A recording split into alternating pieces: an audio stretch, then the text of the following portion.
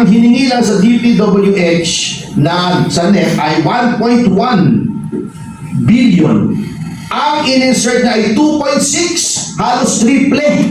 In-triple niya for a total of 3.783 billion pesos. Yan ba ang reform budget? Yan ba ang nahiyang mga tao? Hindi po sila nahiya. What are we going to do with this?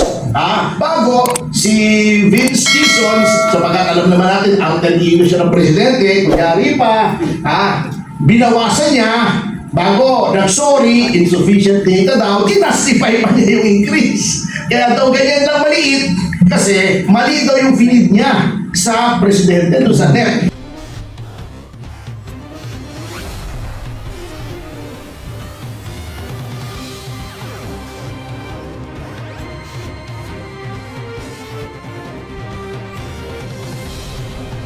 Before, nung sinabi mong mahiya naman kayo, bakit ayaw mong sabihin sa present na House, mahiya ulit kayo? I mean, what gives? Salita lang ba, Mr. President? Are you not going to tell the Filipino people kung sinong dapat mahiya? Sino ang dapat mahiya talaga rito? Kung hindi kayo, sinong dapat mahiya? Yung pinsan mo ba? Yung anak mo ba? Sinong dapat mahiya, Mr. President? Why are you so silent? Bakit puro lip service? So that is my challenge. Ngayon, ito naman public knowledge naman, pero alam nyo, magugulat kayo. Because, alam nyo, yung sinasabi nga po sa Constitution, Rob, na the legislature is the guardian of the public purse. Alam nyo, dapat po ang ginagawa ng ating legislatura ay magtipid. Kung merong wish list ang presidente under the National Expenditure Program, siguro dagdagan mo ng konti, bawasan mo ng konti, but for you to double or treble yung hinihingi ng presidente, there's something wrong. Bakit sa halip na pangalagaan mo yung pondo, tipirin mo, nilalakihan mo pa? Walang iniwan niya sa anak mo eh. Humihingi ng allowance, Dad, may party ako sa Sabado, pahingi naman 1,000. Wag, 800 lang. Ito, baliktad eh. Paano magtututo ng fiscal responsibility? Dahil pahingi ng 1,000, gawin natin 3,000. Saan mo lalagay 2,000? Yun ang nagtataka ko. Kita nyo, ito Ito na naman eh, walang pagbabago mga kasama. Tingnan ninyo Kaya sinasabi ko yung speaker, same, different dog, same collar. Eto, umpisahan natin. Yung iba halimbawa si Roman Antonio, ang insertion siya, hundreds of millions. Okay? Kunin na lang natin yung first 5 para hindi kayo mabore. Ang number 5 sa dami ng insertions ay si Nabota City Lone District Representative Toby Tiangco. Ang hiniling lamang sa NEP para sa NCR niya, yung kanyang distrito, ay 362,362 million. Ang in-insert niya ay 754,000. Doble. 754 million. Million, 754 million. For a total of 1.116 billion pesos. Mas malaki pa yung insertion kesa sa nakalagay sa NEP. Pagdating naman sa Eastern Samar, Christopher Gonzales, 2.7 ang million. 2.7 billion ang hiningi sa NEP. Nag-insert siya ng almost 900 million for a total of 3.6 billion. Eto na. Eto, the Swansea Sisters. Yung paborito, yung crush ni Congressman. Yung pinakamagandang congresswoman sa House. Hindi, magkapatid ito. Iba pa yung si Micaela. Yung Bella, medyo improved version.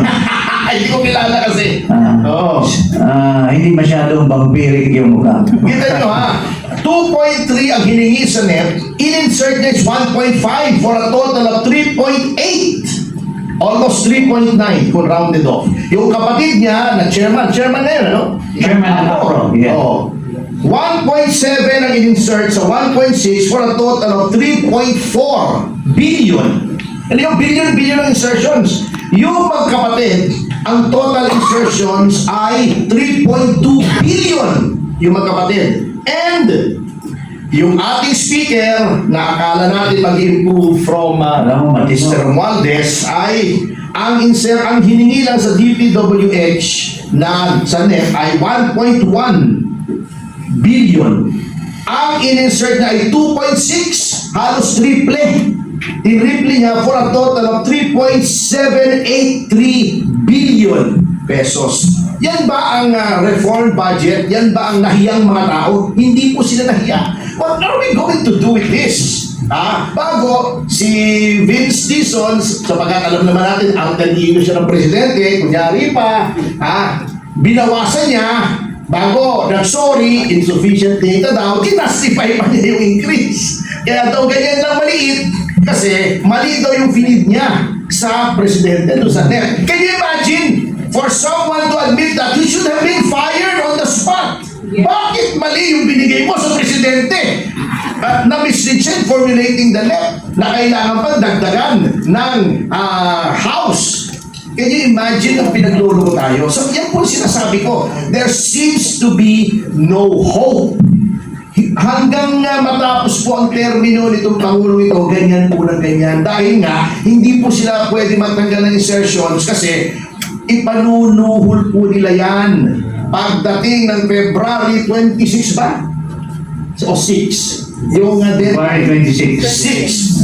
Yung Pagdating ng February 26, deadline. kakailanganin nila yung pera niyan. Sapagkat katulad nga na sinabi ni Chairman Cardema, depende ang budget mo doon sa agreement or disagreement mo doon sa pinagagawa nila sa'yo. Ayaw mo pumirma, wala kang budget, pipirma ka, sagana ka sa budget. So yun po ang malaking problema kung bakit hindi, never, na ma-reform ang ating budget. Okay, so bago po tayo makinig sa iba pang follow up ng mga comments about that, no? What you have to say about, particularly, ang topic po natin ngayon is the 2026 budget. But if you want to say something else, also you're welcome to say that. Distorted. Sayang. Doc Lorraine, hindi po clear yung microphone ninyo. Medyo napuputol-putol po siya. But I think your signal is okay because hindi naman napuputol-putol yung video niyo, but it's just your microphone now. Distorted. That, wala pa po.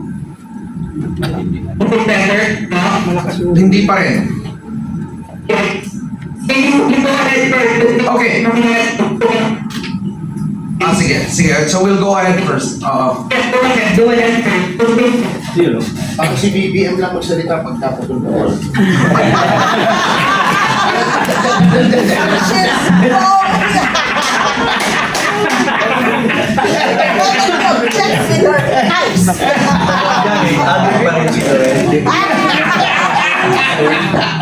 So while Dr. Lorraine is Go fixing. ahead first. Go ahead. Okay, sige po, Dr. Lorraine. Go later. Yeah. Alright, sige po. So, later on, maririnig natin ulit si Dr. Lorraine, pero there's just a speculation from any one of you, dun particularly dun sa Vince, telling na mali yung finid ko. What could have happened between the President and himself dun sa possible na conversation kaya na nangyari? That's why he actually